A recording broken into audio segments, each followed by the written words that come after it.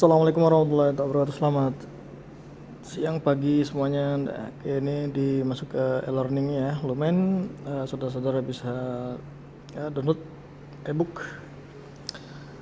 Ini sekarang untuk kita menyampaikan bagian dari referensi ya. Ada buku Tannenbaum, ada buku dari Silberschatz juga yang terkait nanti untuk referensi pembuatan tugas. Jadi pembuatan tugas itu lebih mengarah pada bagian metode, pada scheduling seperti itu ya. Di buku ini banyak sekali mengenai teoritis dari operating system seperti itu. Tapi untuk menegaskan final reportnya itu Anda membuat bagaimana menjelaskan, mensimulasikan dari makna schedulingnya penjadwalan. Scheduling penjadwalan berada biasanya pada subbab bagian proses ya. Di sini di bagian proses juga akan dikenal dengan thread seperti itu.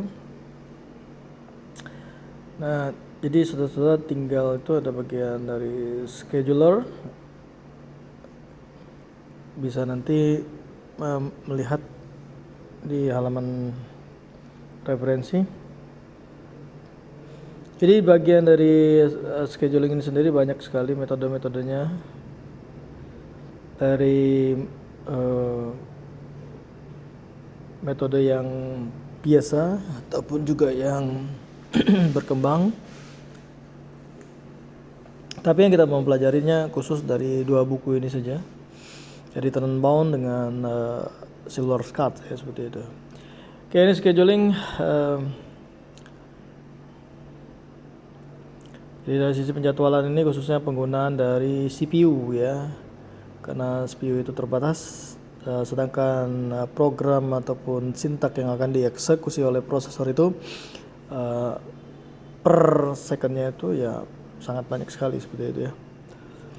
Jadi ketika dia masuk untuk pengeksekusian program seperti itu oleh prosesor, membutuhkan resource CPU itu dengan menggunakan metode-metode penjadwalan ya.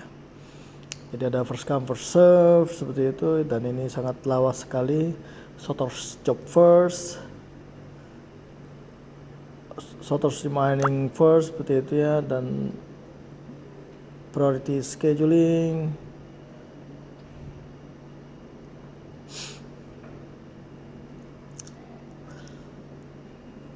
Round robin.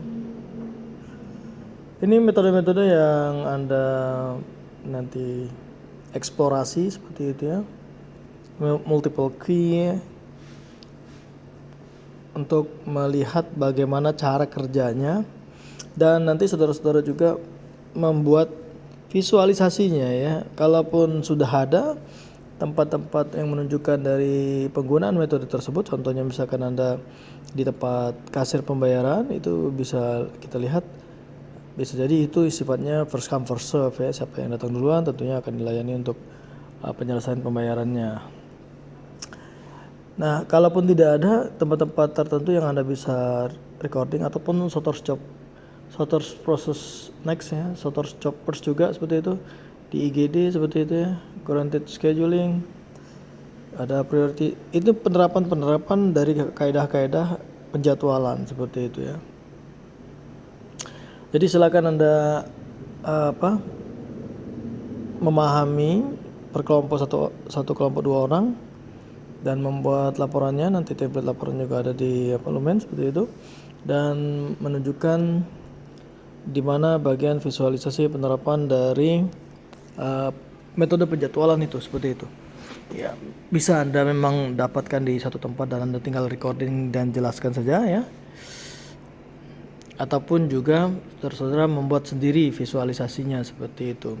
Anda asumsikan itu tempatnya di mana seperti itu ya. Dan dalam sisi studi kasus penjadwalan yang seperti apa, ataupun metode antrian yang seperti apa ya di tempat tertentu seperti itu. Jadi Anda bikin laporannya, nanti ada referensi juga terkait bagaimana mensimulasikan Dan ini pun nanti ada yang hati-hati, ada non preemptif dengan preemptif ya. Anda harus pahami dulu ya, preemptif dan non preemptif. Kalau bagian-bagian metode ini ada yang memang menganut yang non preemptif, ada yang keduanya, preemptif dan non preemptif. Bisa menganut keduanya. Seperti itu. Kalau first come first serve ini suatu antrian yang dimana ataupun penjadwalan yang dimana ini yang sifatnya non preemptif ya. Jadi tidak bisa disela ataupun tidak bisa diinterrupt ataupun tidak bisa diinterupsi lah. Nah, itu istilah-istilahnya. Jadi ketika dia sudah dilayani ya tidak bisa sela ataupun diinterrupt ataupun diinterupsi ya. Itu istilah dari non preemptif sendiri. Jadi ada juga metode yang menjelaskan misalkan priority scheduling, ada yang sifatnya non preemptif ataupun juga preemptif. Nanti dilihat saja lagi dari bacaan-bacaannya. Dan Anda bisa melihat contoh-contoh juga misalkan di tempat studi kasusnya IGD seperti itu ya. Jadi di IGD itu ketika dia sudah ada melayani seseorang, tapi ada lagi yang antriannya masuk tuh. Jadi itu bisa di stop dulu. Yang penting sudah ditanganin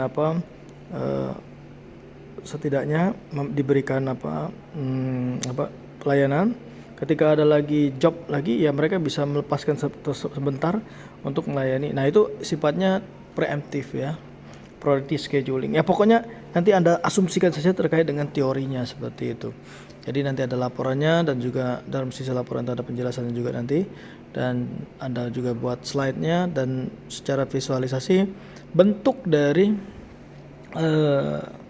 studi kasusnya itu diterapkan di bagian apa pada metode penjadwalan ini seperti itu.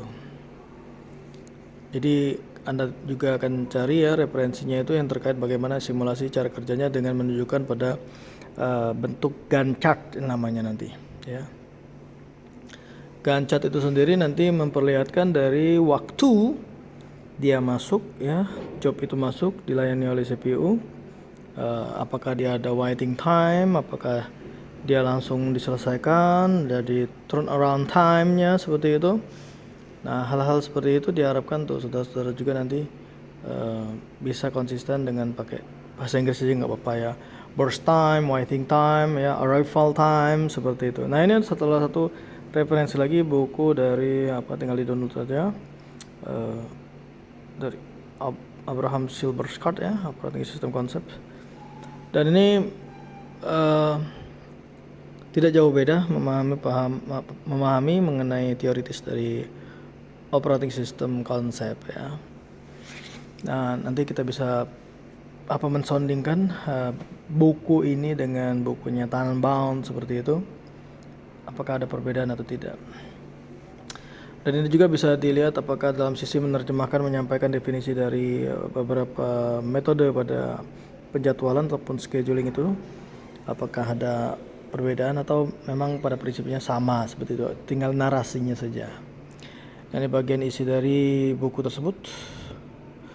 Dan di situ pun tetap ada bagian dari bagian proses itu umumnya dekat-dekat dengan CPU scheduling. Nah ini ya seperti itu. Oke, silakan dieksplorasi ya. Nah ini ada beberapa bagian scheduling algorithm ya.